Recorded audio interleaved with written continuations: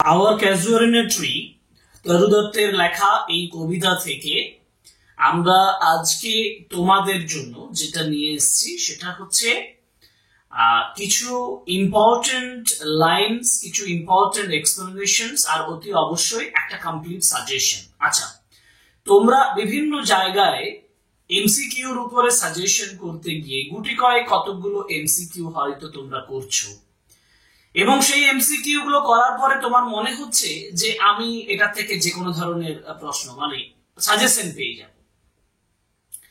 কিন্তু একটা কথা, তোমাদের নিজেদেরও বুদ্ধি দিয়ে যদি তুমি বিবেচনা করো তাহলে দেখবে যে তোমাকে যে বলছে 30টা কোশ্চেন করলে হয়ে যাবে, 40টা কোশ্চেন করলে হয়ে যাবে, 50টা কোশ্চেন করলে হয়ে যাবে, এমনকি 20টা প্রশ্ন করলে হয়ে যাবে, এই ধরনের ভিডিও বা এই ধরনের ক্লাসও তোমরা দেখেছো।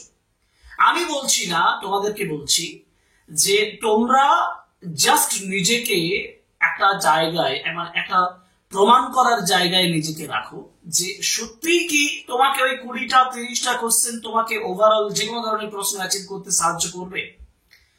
আমি এক কথায় বলবো না। এবং আমি এখানে আজকে এই ক্লাসটাতে তোমাদেরকে দেখাবো যে কিভাবে তোমরা ইজিলি একেবারে যে কোনো ধরনের প্রশ্ন আসুক তুমি অ্যাচিভ করতে পারবে। এবং সেই ধরনের প্রত্যেকটা স্টেঞ্জা ধরে ধরে ক্যাজুয়াল ইন এ ট্রি সম্পর্কে করাবো। তো প্রত্যেকটা স্টেঞ্জা ধরে ধরে ইম্পর্টেন্ট যে লাইনগুলো, ইম্পর্টেন্ট যে এক্সপ্লেনেশনস গুলো সাজেশন হিসাবে তোমাদেরকে বলে দিচ্ছি। হ্যাঁ, সাজেশন, কিন্তু একটু লং সাজেশন। মানে তোমার কাছে দুটো পোয়েট্রি আছে, এই দুটো পোয়েট্রির থেকে তোমাকে 10 মার্কস করতে হবে। যদি দুটো পোয়েট্রির থেকে তোমাকে 10 মার্কস করতে হয় তাহলে প্রত্যেকটা স্টেঞ্জা ওয়াইজ তোমাকে একটু ডিটেইলডে পড়া উচিত। কিন্তু এখানেও দেখতে হবে যে যাতে সেটা লং না হয়ে যায়। আমি বলছি, আমি প্রত্যেকটা স্টেঞ্জা ধরে তোমাদেরকে সেন্টেন্স গুলো দিচ্ছি, লাইন বাই লাইন করে দিচ্ছি, এবং সেইগুলো মানে পুরো ক্লাসটা ফলো করো। যদি ক্লাসটা ফলো করো তাহলে অতি অবশ্যই দেখতে পাবে এই ক্লাসটার শেষে যে তুমি তোমার এই কবিতাটা সম্পর্কে, our casuarina tree সম্পর্কে আর কোনো ডাউট থাকবে না।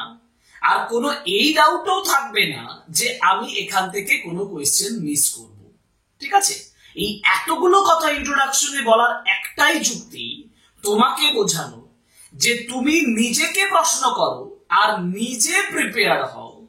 কোনো বিভিন্ন ধরনের শর্ট সাজেশনের উপরে ভিত্তি করা আমার মনে হয় একটা উচ্চ মাধ্যমিকের মতন গুরুত্বপূর্ণ পরীক্ষায় তোমার ক্ষেত্রে ভুল হবে।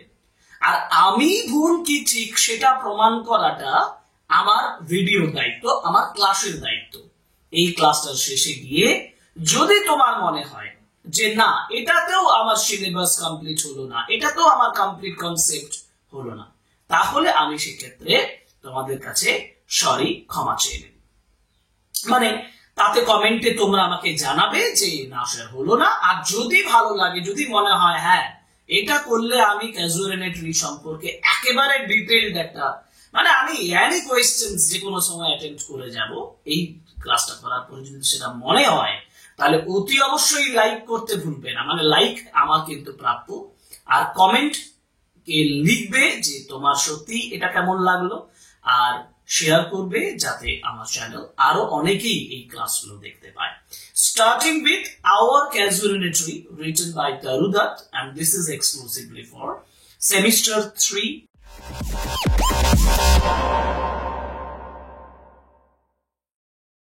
ফার্স্ট যে কোশ্চেনটা তোমাদের কাছে আমি তুলে দিয়েছি, দেখো যে our casual in a tree is written by Taru Dutt, এটা আমি লিখে দিয়েছি। এটার উপর দিয়ে কোশ্চেন করলে তোমার ভুল হবে না। সেকেন্ড যেটা, সেটা হচ্ছে যে our casuarina tree is a poem published in. দেখো আমরা যখন টেক্সট পড়েছি, আমি যখন টেক্সট পড়িয়েছি আমার ডেসক্রিপটিভ ক্লাসে অ্যানালিসিস করেছি, অনেকবার বলেছি। এমনকি our casuarina tree এর এমসিকিউ ক্লাস যেটা করেছি সেখানেও এটা বলেছি। আমি কেন ফাঁকা রেখেছি এটা আমি এখন বলবো না। কেন বলবো না? কারণ এটা বললে আমার মনে হয় তোমার আগের ক্লাসগুলো পড়া হয়নি, এটা প্রমাণ হয়ে যাবে। এটা বলবো না, এটা তুমি নিজের থেকে করবে। এটা তোমার ইম্পর্টেন্ট একটা জায়গা যেটা করা উচিত। What kind of a poem is our casuarina, এইটা একটা হাইফেন দিয়ে লিখে দেখো ওড, ওডিই, এটা এক ধরনের ওড, কিন্তু what is the form of the poem, এই কবিতার ফর্মটা কি, মানে কি ধরনের, এইটা একটা প্রশ্ন যেটা আমি রেখে দিলাম।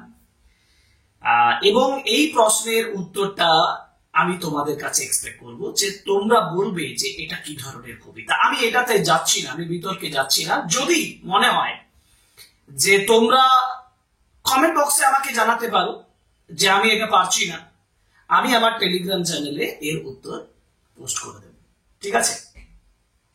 সুতরাং টেলিগ্রাম চ্যানেলের সঙ্গে কানেক্ট করে থাকো, অনেকগুলো ইম্পর্টেন্ট ম্যাটার সেখানেও আমরা আলোচনা করতে পারি। So what is the form of the poem, এই কোশ্চেনটা কিন্তু দেখো, একটা কোশ্চেন বলছি হোয়াট কাইন্ড অফ পোয়েম, কি ধরনের কবিতা, আমরা বলেছি ওড, ওডিই। আবার what is the form of the poem, মানে কি ধরন, মানে কোন ফর্মে এই কবিতাটা লেখা হয়েছে। ফর্ম মানে এখানে ছন্দে, মানে রাইম স্কিমে লেখা হয়েছে, না ব্রোকেন রাইমে লেখা হয়েছে, না ব্ল্যাঙ্ক ভার্সে লেখা হয়েছে, এই সমস্ত বিষয়গুলো, ঠিক আছে?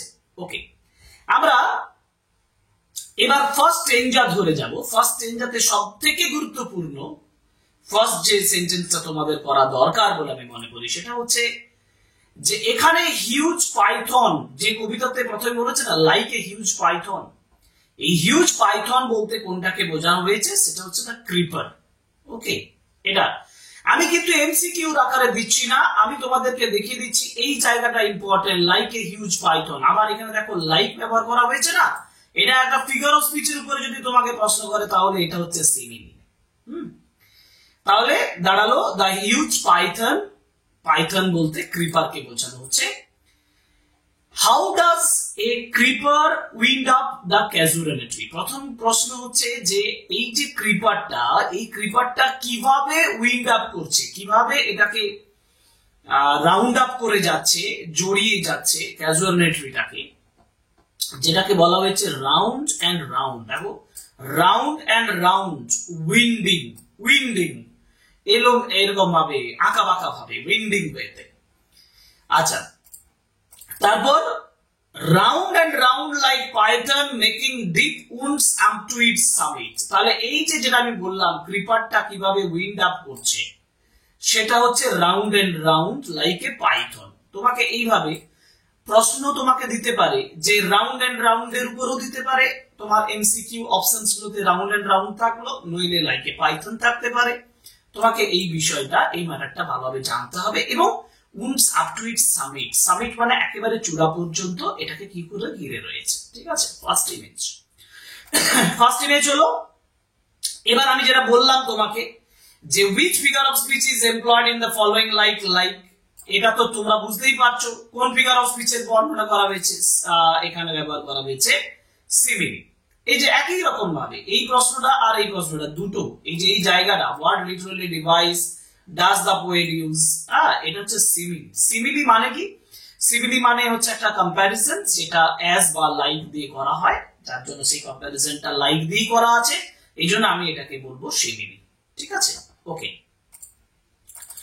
পরের প্রশ্ন, the trunk of the tree, এই জায়গাটা দেখো, এই যে trunk of the tree is rugged, এই ফ্রেজটা ইম্পর্টেন্ট, দ্য রাগ ট্রাঙ্ক। আচ্ছা, এবার ট্রাঙ্ক অফ দ্য ট্রিটা রাগড আমি বুঝলাম, কিন্তু একই সঙ্গে রাগড বলতে কি বোঝানো হয়েছে সেটাও আমার জানা দরকার। আর ওই ক্রিপারটা যেটা বলছে দেখো, তারপরে ইনডেন্টেড ডিপ উইথ স্কার্স, অর্থাৎ on the trunk of the tree the creeper makes deep scars, দাগ তৈরি করে দিয়েছে। রাগড মানে হচ্ছে রাফ, মানে যথেষ্ট কর্কশ, আর ডিপ স্কার্স তৈরি করছে ওই ট্রাঙ্ক অফ দ্য ট্রি, গাছের ট্রাঙ্কটার উপরে ক্রিপারটা কি করছে, একটা ডিপ স্কার্স, একটা গভীর দাগ তৈরি করছে। এইটা, এই যে deep স্কার্স, indented deep with scars, important. ওকে, পরের জায়গায় যাব। এগুলো এক একটা ইনফরমেশন, এগুলো এক একটা সেন্টেন্স যেগুলো তোমার নোট করা উচিত এবং নোট করে করে আন্ডারলাইন করা উচিত যে এগুলো ইম্পর্টেন্ট। এটা করে থাকলে তোমার যে কোনো ধরনের, তুমি সেন্টেন্স গুলো পড়ো, তোমার যে কোনো ধরনের শূন্যস্থান পূরণ বলো, তোমার কলাম ম্যাচিং বলো, অ্যাসার্টেন রিজন বলো, তুমি ইজিলি করতে পারবে। এবং এই জন্য তোমাকে আলাদা করে ওই 20টা 30টা সাজেশন করতে হবে না, তোমার এই সেন্টেন্স গুলো করলেই তোমার প্রিপারেশন কমপ্লিট। আচ্ছা, পরের অংশ যাই। পরের যে সেন্টেন্স এটা হচ্ছে যে the poet ইমাজিনস that the summit of the tree has reached the, এই যে বলেছে দেখো যে up to its very summit, summit মানে একেবারে চূড়া, মানে একেবারে উপরের অংশ। যে গাছটা ক্যাজুয়ালিটি ট্রি এর কথা বলা হয়েছে সেই গাছটার একেবারে চূড়াটা পৌঁছে যাচ্ছে কোথায়? Near the stars. এই দেখো, এটা একটা ইনফরমেটিভ সেন্টেন্স, এটা একটা তথ্য যে এইটা কোথায় পৌঁছাচ্ছে, হ্যাজ রিচ দ্য স্টার্স, তারা পর্যন্ত পৌঁছাচ্ছে। ওকে, এবার ওই সেন্টেন্সটা যেটা ক্রিপারের উপরে বলেছে তার পরের সেন্টেন্স হবে creeper climbs in whose embraces bound no other tree could live, তাই তো? এবার what does this line tell us? এই লাইনটা আমাদেরকে কি বলছে বলতো? এই লাইনটা আমাদেরকে একটাই কথা বলছে, সেটা হচ্ছে about the casuarina tree. Casuarina tree সম্পর্কে বলছে এবং এটা বলছে যে the tree is very strong. এই যে বলছে যে ক্রিপারটা যেটা এই গাছটা সহ্য করে বেঁচে আছে, এটা ওই স্ট্রেংথ অফ দ্য ক্যাজুয়ালিটিটাকে বোঝাচ্ছে, যার জন্য আমি বলছি the tree is very strong, এটা বোঝানো হচ্ছে এই সেন্টেন্সটার দ্বারা। How does the poet describe the trees appearance? দেখো আরেকটা ফ্রেজ এখানে রয়েছে যেটা, সেটা হচ্ছে টল অ্যান্ড ম্যাজেস্টিক। ঠিক আছে, এই যে গাছটাকে লম্বা এবং ম্যাজেস্টিক অর্থে বোঝানো হয়েছে। কেন? ওই যে গ্যালান্টলি কথাটা বলেছে, এরপরে আমি ফ্রেজটা পাবো। পরের sentence, what hangs from boughs of the casuarina tree. Casuarina tree এর ডাল থেকে কি ঝুলে আছে? দেখো ফ্লাওয়ার্স আর হাং, তাই না? তাহলে important, what hangs from the boughs of the casuarina tree? Flowers, flowers, ফুল ঝুলে আছে। ওকে, হলো। এবার হোয়াট ইজ দ্য, এবার কালার বলছি, what is the colour of the clusters of the flowers hanging from the boughs of the casuarina tree?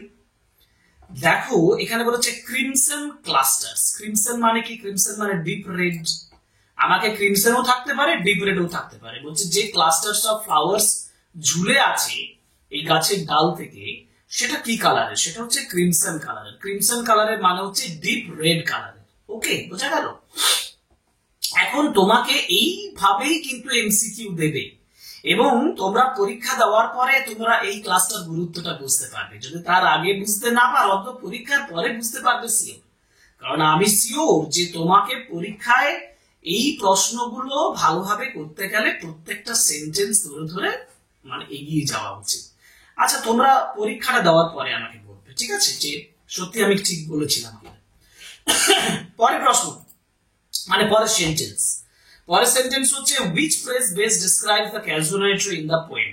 এটা দেখো তোমাদের মডেল কোয়েশ্চেন সেট যেটা WBCHS বার করেছে, সেখানে এই কোয়েশ্চেনটা আছে। আমি মনে করছি যে এবছর তোমাদের অনেকগুলো কোয়েশ্চেন কিন্তু মডেল সেট থেকে আসা উচিত এবং যেহেতু প্রথম বছরের প্রশ্ন হবে তোমাদের, সেহেতু তোমাদের ওই মডেল সেট 2024 এর থেকে অনেকগুলো আসার কথা এবং আমি আশা করছি অনেকগুলো আসবে। তার মধ্যে এই প্রশ্ন দেখো, which phrase best describes the casuality in the poem? যেটা হচ্ছে giant wears the scarf। খুব ইম্পর্টেন্ট একটা ফ্রেজ, এই ফ্রেজটা তোমাকে মনে রাখতেই হবে। the most important VVIP, very very important। যে কোন ফ্রেজটা, which phrase best describe the casuality, ক্যাজুয়ালিটিটাকে ডিসক্রাইব করছে কোন ফ্রেজটা, এবং সঠিক উত্তর হচ্ছে জায়ান্ট উইয়ার্স দ্য স্কার্ফ। দেখো কবিতায় বলেছে দ্য জায়ান্ট উইয়ার্স দ্য স্কার্ফ, তার একটু পরেই এই যে দ্য জায়ান্ট উইয়ার্স দ্য স্কার্ফ, এই ফ্রেজটা। তারপরে বলেছে যে the flowers of the tree attract, flowers of the tree কি অ্যাট্রাক্ট করছে? বার্ডস এন্ড বিজ, পাখি এবং মৌমাছিদেরকে অ্যাট্রাক্ট করছে। এই যে এখানে দেখো বলেছে যে বার্ডস এন্ড বি, এই যে আর গ্যাদার বার্ডস এন্ড বি, এই যে ছোট ছোট ছোট ছোট ফ্রেজ গুলো, এইগুলো তোমাকে বিপদে ফেলার জন্যই রাখা হয়েছে। At night the garden gets overflowed by a sweet song which actually refers to the buzzing sound of the beetles. এখানে বিটলস এর যে বাজিং সাউন্ড হয় না, গুনগুন যে buzzing, overflows with the sweet song sung. তো এখানে garden gates overflowed by sweet song. Sweet song এর কথা বলা আছে যে one sweet song that seems to have no close sung darkling from our tree. আবার এইখানটায় যেটা সুইট সং সেটা কখন শোনা যাচ্ছে? সেটা শোনা যাচ্ছে the sweet song is hard at night. অতএব এখানে এই ফ্রেজটা যেটা অ্যাট নাইট, এটাও কিন্তু একটা ইম্পর্টেন্ট ফ্রেজ, অ্যাট নাইট। আচ্ছা, আর আর হচ্ছে সাং ডার্কলিং, আরেকটা তোমাদের প্রচুর প্রশ্নটা মানে ইম্পর্টেন্ট বলে আমি মনে করছি যে ডার্কলিং এটা বোঝানো হচ্ছে ওই বিটলটাকে, refers to the beetle, darkling refers to the beetle. Okay, এই হচ্ছে তোমাদের স্টেঞ্জা 1। ঠিক আছে, স্টেঞ্জা 1 এর থেকে তোমরা এই সেন্টেন্স গুলো করে নেবে, তোমাদের প্রিপারেশন কমপ্লিট হবে। এবং অন্য কোনো সাজেশন, আমি আবার বারবার তোমাদের মনে হতে পারে স্যার এই কথাগুলো বলছেন, কিন্তু আমি বলছি তোমার মানে এটা গ্রহণযোগ্যতার জন্য, যে তুমি এই ক্লাসটা করছো কেন, ঠিক আছে, তোমার নিজের জন্য। এটা হচ্ছে বেসিক কথা।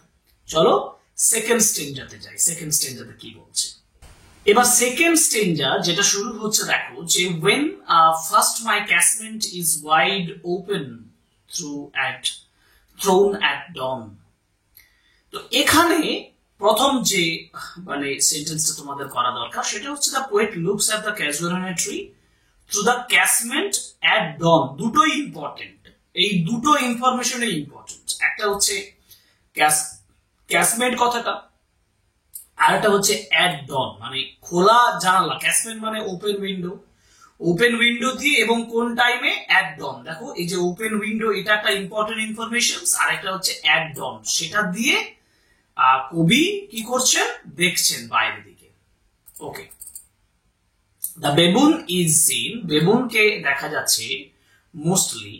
এই যে বলেছে দেখো এই গ্রে বেবুন সিটস, কিন্তু তার আগে most in winter on its crest. এই grey baboon sits statue like alone. আমি আরেকটা জিনিস তোমাকে মনে রাখতে পারি, সব থেকে ইম্পর্টেন্ট, মানে এবছর এই ফার্স্ট টাইম এই এমসিকিউ এক্সামে এই কোশ্চেনটার উপরে প্রশ্ন আসার চান্স সব থেকে বেশি, সেটা হচ্ছে এই বেবুনের জায়গাটা। প্রথম নাম্বার ইম্পর্টেন্ট জায়গা হচ্ছে উইন্টার, উইন্টারের পরে ইম্পর্টেন্ট জায়গা হচ্ছে the poet discovers on the top of the tree baboon. তারপরে হচ্ছে বেবুনের কালারটা কি, তারপরে হচ্ছে বেবুন কেমন ভাবে বসে আছে, আর তারপরে যেটা বেবুন কি দেখছে, হ্যাঁ এটা ইম্পর্টেন্ট, এবং বেবুনের বাচ্চা অফস্প্রিং এর কথা। এই এতগুলো ইম্পর্টেন্ট ইনফরমেশন শুধু এইটুকু জায়গা থেকে আসে। আরেকবার বলে দিই, দেখো baboon is seen mostly in winter. প্রথম বেবুনকে দেখা যাচ্ছে কোথায়? উইন্টারে, তাই না? এই উইন্টার ইম্পর্টেন্ট। সেকেন্ড হচ্ছে the poet discovers on the top of the tree. Top of the ট্রিতে কাকে ডিসকভার করছে? সেটা হচ্ছে বেবুন, বেবুনকে ডিসকভার করছে। শুধু এই পোর্শনটা থেকে তোমার এই প্রশ্নগুলো আসছে। কালার অফ দ্য বেবুন, বেবুনের কালার কি ছিল? দেখো গ্রে বলা আছে, অতএব grey is the important information. The grey baboon sits on the crest of the tree, কেমন ভাবে বসে আছে। আরো একটা কথা হচ্ছে এই যে অ্যালোন কথাটা ইম্পর্টেন্ট, এই alone important. The grey baboon sits like, কেমন ভাবে বসে আছে, স্ট্যাচু লাইক, এটা ইম্পর্টেন্ট। এবং sitting on the top of the tree the baboon watches the sunrise, baboon কি দেখছে? সানরাইজ দেখছে, এটা ইম্পর্টেন্ট। আর on the lower branches are found the baboon's offspring, এবং নিচের ব্রাঞ্চ গুলোতে দেখা যাচ্ছে বেবুনের ছোট্ট বাচ্চা। এটি বলছে হিজ পিউনি অফস্প্রিংস। আরো একটা ইনফরমেশন হচ্ছে তার যে অফস্প্রিংসটাকে যেটা বলা হয়েছে সেটা পিউনি বা পানি, এই ওয়ার্ডটা পর্যন্ত আসতে পারে যে তার সম্পর্কে কি অ্যাডজেক্টিভ ব্যবহার করা হয়েছে। The adjective used to describe the offsprings of baboon is puny or funny। তারপর হচ্ছে বেবুনের বাচ্চাটা কি করছে, যে বলছে দেখো যে about, leap about and play, মানে এটাও important, leap about and play, মানে what do the baboon's offsprings do, বেবুনের অফস্প্রিং কি করছে? লাফাচ্ছে এবং খেলছে। হয়ে গেল। এবার which of the following birds, বেবুনের পোর্শন শেষ, বেবুনের পোর্শনের শেষের পরে এবার আমাদেরকে যেটা জানতে হবে সেটা হচ্ছে যে পাখির কথা, বার্ডস এর কথা বলছে। কোন কোন পাখির কথা? Which of the birds mention, একটা তো আমি দেখতেই পাচ্ছি দেখো কোকিলাস। তাহলে কোন পাখির কথা বলা হয়েছে? কোকিলা। কোকিলা মানে কি? কাকু। কাকু বার্ড, ওকে। আর তারপর in the poem our casuarina tree who are singing, কারা গান গাইছে, সেটাও হচ্ছে কাকুজ। কাকুজ মানে হচ্ছে কোকিলা, কোকিলা সিঙ্গিং। এই হেল দ্য ডে, এই কথাটা important. Who Hales the day, তারপরেই বলে দেখো হু হেলস দ্য ডে, দিনটাকে কে আবাহন করছে, সেটা হচ্ছে কোকিলাস, ঠিক আছে। আর দ্য স্লিপি কাউজ, এবার হচ্ছে কাউজ, গরুর কথা বলা হয়েছে। দে আর প্যাস্টিউরস ওয়েন্ড আওয়ার স্লিপি কাউজ। তো স্লিপি কাউজ গুলো কোন দিকে যাচ্ছে? প্যাস্টিউরস এর দিকে যাচ্ছে, ঠিক আছে। To their pastures wend our sleepy cows and in the shadow, তাই না। আর the tree's shadow fall on the, গাছের ছায়াটা কোথায় পড়ছে? এই যে দেখো, in the shadow on the broad tank. এই ট্যাঙ্কটা কেমন সেটাও ইম্পর্টেন্ট, ওই জন্য আমি ব্রড ট্যাঙ্ক বলে দিচ্ছি। এই ক্যাজুয়াল ট্রি গাছের ছায়াটা পড়ছে কোথায়? ব্রড ট্যাঙ্কের উপরে, ওকে হলো। What springs in the tank, ট্যাঙ্কে কি স্প্রিং করছে? ওয়াটার লিলিজ, কে ফুটছে? ফুটে উঠছে ওয়াটার লিলিজ। এবার ওয়াটার লিলিজের ইমেজটা, মানে ওয়াটার লিলিজ যে কিসের সঙ্গে তুলনা করেছে? দেখো, এনম্যাস্ড স্নো, তুষারের সঙ্গে তুলনা করেছে। এই হচ্ছে ইম্পর্টেন্ট জায়গা, এই হচ্ছে suggestion, second stanza suggestion, second stanza important lines, line by line বুঝিয়ে দিলাম। এই ইনফরমেশনস গুলো তুমি যদি এই ক্লাসটা ধরে করে থাকো, আর ভুলবে? আর অন্য কোনো কোশ্চেন তোমাকে আটকাতে পারবে? আর কোনো কলাম ম্যাচিং তোমাকে আটকাতে পারবে? আমার তো মনে হয় না, কারণ আমি একেবারে ইম্পর্টেন্ট লাইনস ধরে ধরে এগোচ্ছি, ঠিক আছে। পরেরটাই যাব, মানে পরে বলতে স্ট্রেঞ্জার থ্রি। স্ট্রেঞ্জার থ্রিতে বলেছে but not because of its magnificence dear is the casuarina tree to my soul। তিনি বলছেন যে ক্যাজুয়ারিনা ট্রিটা শুধুমাত্র এটার সৌন্দর্যের জন্য কিন্তু আমার কাছে ডিয়ার নয়, তাহলে তার পাস্ট মেমোরিজ সম্পর্কে বলা হয়েছে। প্রথম line, the casuarina tree is dear to the poet soul. দেখো, এটাও কিন্তু দিতে পারে যে ম্যাগনিফিসেন্স এর জন্য, মানে বিকজ অফ ইটস ম্যাগনিফিসেন্স, তার সৌন্দর্যের জন্য এটা তার কাছে ডিয়ার শুধু নয়। এটা একটা ইম্পর্টেন্ট দিতে পারে, কিন্তু আমি মনে করি যে এটা নট বিকজ এর উপরে নাও আসতে পারে। তো যাই হোক, আমি তবু আন্ডারলাইন করে দিলাম, তোমরা একটু তোমাদের বইতে আন্ডারলাইন করে নেবে। এবার casuarina tree is dear to the poet's soul. Casuarina tree হচ্ছে কবির সোল বা আত্মার খুব কাছাকাছি, dear. Second sentence, the casuarina tree is dear to the poet because, আচ্ছা ক্যাজুয়ারিনা ট্রিটা কবির কাছে খুবই ডিয়ার, প্রিয়, because he has many fond memories of the tree. এটা ইম্পর্টেন্ট যে তার অনেক মেমোরিজ রয়েছে, যেটা আমি শুরুতেই বললাম, ঠিক আছে। Next, under the tree the poet played with our sweet companions. তার সঙ্গী কম্পেনিয়ন্স এর সঙ্গে, এই যে বলেছে সুইট কম্পেনিয়ন্স, তাদের সঙ্গে তিনি খেলতেন। এই যে we have played through many rolls O sweet companions. Under the tree the poet played with our sweet companions, এটা ইম্পর্টেন্ট জায়গা। The poet has played with her companions under the casuarina tree many years ago, অনেক বছর আগে। এই যে many years ago, through years may roll, এই লাইনটা প্রমাণ করছে, through years may roll, অনেক বছর অতিক্রান্ত হয়েছে। তারপর who are the sweet companions? Sweet companions হচ্ছে the poet's siblings। আচ্ছা, এখানে দুজনের নাম ওই অরুদত এবং আবজুদত। অরুদত হচ্ছে তার সিস্টার, আর আবজুদাত হচ্ছে তার ব্রাদার। এই দুজনের কথাটা মনে রাখতে হবে তোমাদেরকে, যেটা আমি এখানে উল্লেখ করিনি, আমি বলে দিলাম মুখে, দ্য পোয়েট সিবলিংস এর কথা। এই কবির যে সিবলিংস, তার যে ভাই বোন, তাদের কথা বলা হয়েছে সুইট কম্পেনিয়ন্স বলতে। এটা মনে রাখবে, এটা important information. Next, the what makes the poet cry. কোনটা কবিকে ক্রাই, কাঁদাচ্ছে? The memory of the time spent with her companions under the casuarina tree. এটি বলছে in memory till the hot tears blind my eyes. কোন মেমোরিটা? এই যে একটু আগে যে মেমোরির কথা বলেছেন, যে তার সিবলিংস এর সঙ্গে তারা ক্যাজুয়ারিনা ট্রি গাছের তলায় খেলতেন, সেই মেমোরির কথা বলা হয়েছে। তারপর why do hot tears blind the eyes of the poet? কারণ the poet reminisces her childhood with her, তার শিশু বেলাটা তার সাথে, সেটা তার মনে পড়ছে তার জন্য।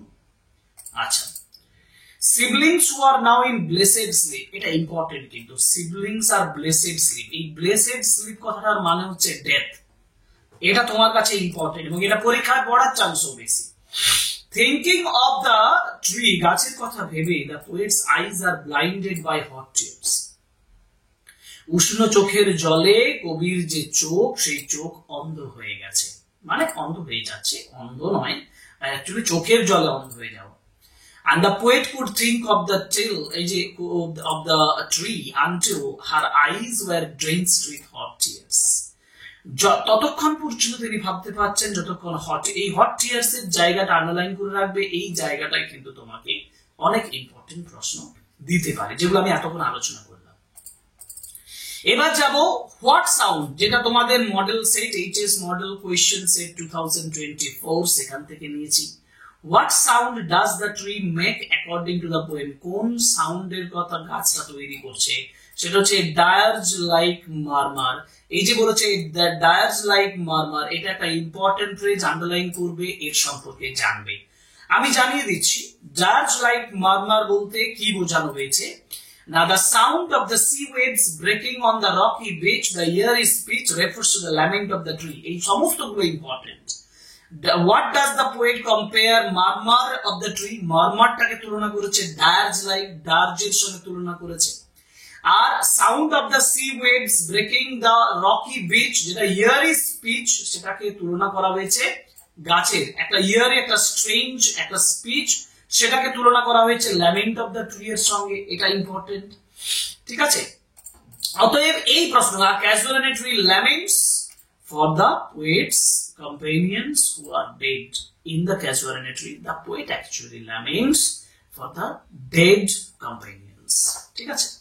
এই যে আরেকটা জিনিস বলেছে unknown land may reach, unknown land বলতে কবি ফিলিং করছেন যে এই যে lamentations of the tree, tree এর যে lamentations, এই যে বলেছে না the trees lament, এই ট্রিজ ল্যামেন্টের সঙ্গে তুলনা করেছে ইয়ারি স্পিচ, এটা ইম্পর্টেন্ট। এবং ট্রিজ ল্যামেন্টটা আননোন ল্যান্ড পর্যন্ত পৌঁছে যেতে পারে। আননোন ল্যান্ড বলতে ওই যে ফ্রেঞ্চ, যেখানে তারুদাত বাস করছেন, হ্যাঁ, ফ্রান্সের যে সেই জায়গাটাকে বোঝানো হয়েছে।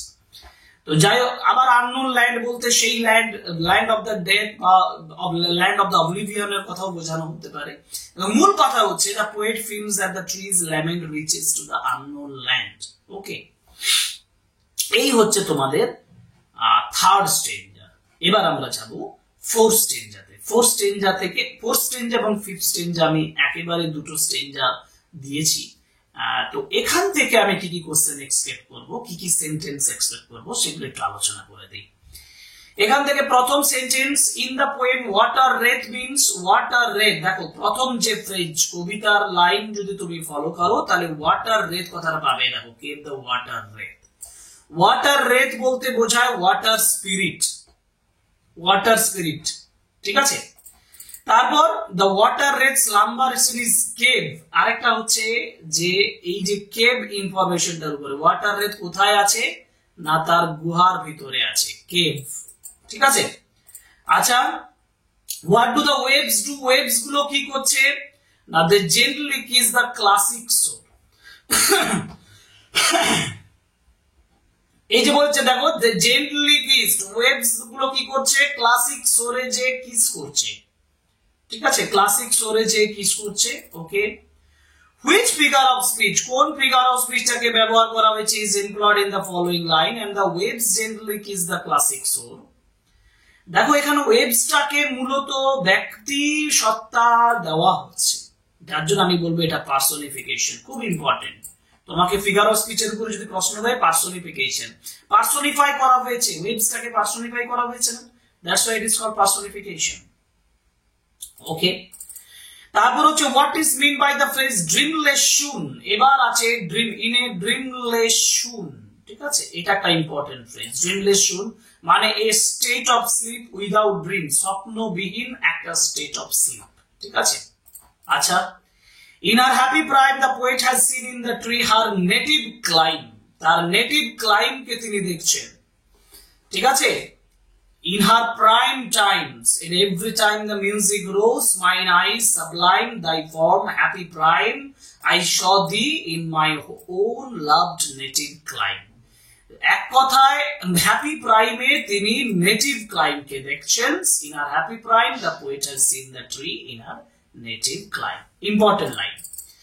তারপর what does the poet want to do at the end of the poem our casuarina tree, তিনি কি করতে চাইছেন? তিনি অ্যাকচুয়ালি করতে চাইছেন কি, ইমোর্টালাইজ করতে চাইছেন ক্যাজুয়াল ইন এ ট্রিটাকে। এই যে বলেছে দেখো, therefore I fain would consecrate a lay unto thy honor, tree beloved of those who now in blessed sleep for I repose.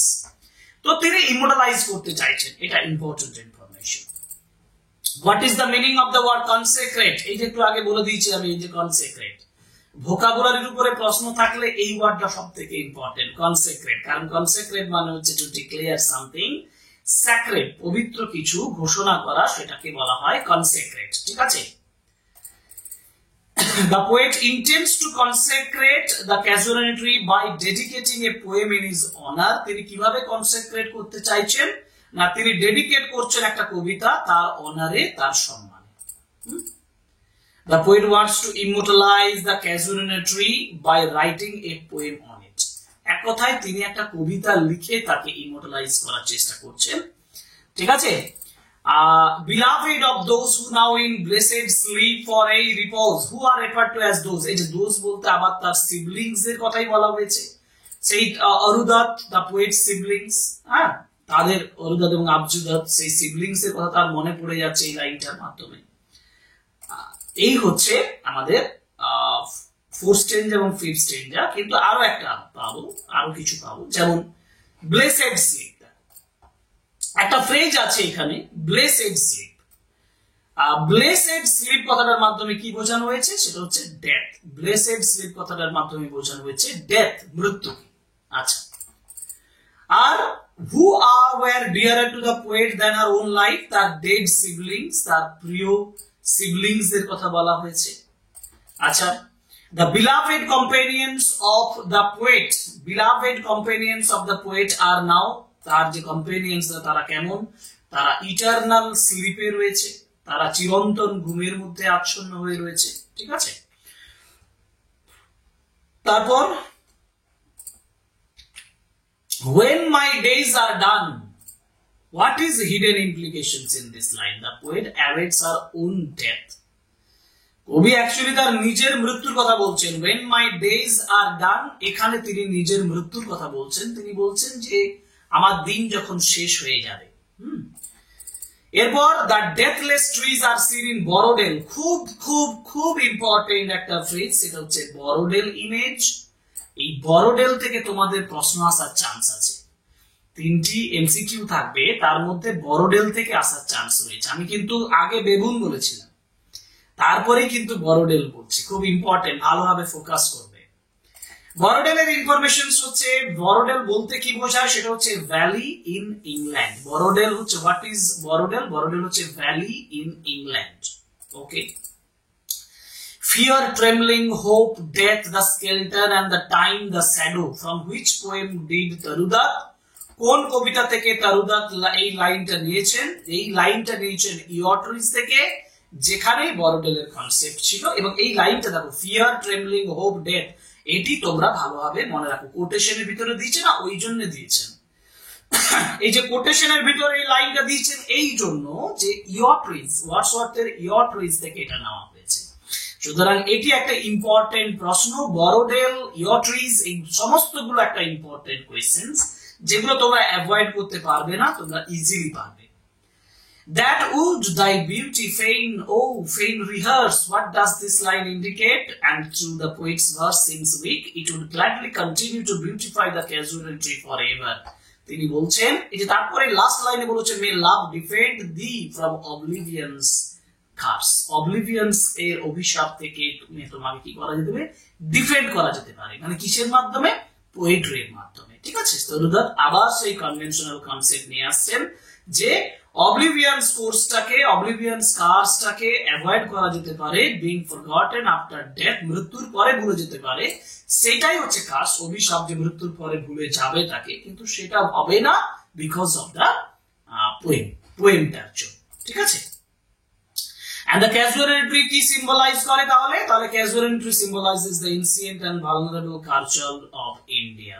Ancient and venerable culture of India. ভারতবর্ষের সংস্কৃতিকে প্রকাশ করে, আবার symbolize the emotions and the passions of the poet. Kabir emotions এবং প্যাশনসটাকেও বোঝায়। তাহলে আমরা যে যে সেন্টেন্স গুলো এতক্ষণ আলোচনা করলাম প্রত্যেকটা স্টেঞ্জা ধরে ধরে আলোচনা করে দিয়েছি। তোমরা বুঝতেই পারছো এই স্টেঞ্জা গুলো আলোচনা হলো আওয়ার ক্যাজুয়ালিটি থেকে সাজেশন হিসাবে, এবং এই সেন্টেন্স গুলো আমি এমন ভাবে তোমাদের জন্য সাজেশন প্রিপারেশন করে দিলাম যেগুলো করার পরে তুমি 100% কোয়েশ্চেন পাবেই পাবে। যদি এই যে বললাম, আমি শুরুতে বলেছিলাম যদি তোমার ভালো লাগে তাহলে অতি অবশ্যই কমেন্ট করবে, লাইক করবে, শেয়ার করবে। যদি তোমার ভালো না লাগে প্লিজ আমার ক্লাস দেখতে হবে না, আমার ক্লাস ফলো করতেও হবে না, ঠিক আছে। আজকে এই পর্যন্তই। আবার একটা নতুন সাজেশন নিয়ে আসবো, যেহেতু পরীক্ষা খুব কাছাকাছি চলে এসছে, সাজেশন খুব তাড়াতাড়ি দরকার, পরীক্ষার প্রিপারেশন দরকার। ক্লাসগুলো ফলো করো, সাবস্ক্রাইব করো আমাদের চ্যানেল, আর শেয়ার করো আমাদের ভিডিও তোমার বন্ধুদের সঙ্গে, আর অতি অবশ্যই লাইক করো, কারণ এগুলোই ফিডব্যাক যেগুলো তোমাদের কাছ থেকে আমি এক্সপেক্ট করে থাকি। Okay, thank you very much, good by.